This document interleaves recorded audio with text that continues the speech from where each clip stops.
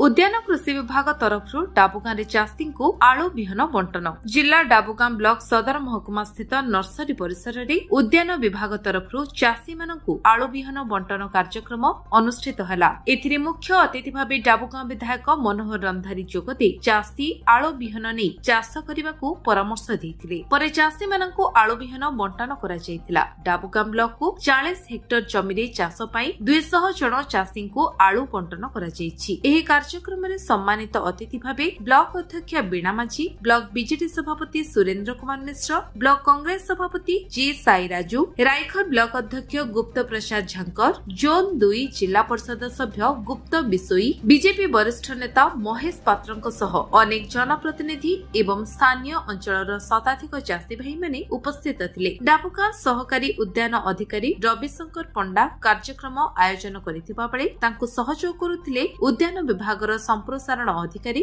एवं कर्मचारी माने। नवरंगपुर गगन रिपोर्ट विश्व विजय न्यूज ओडिशा।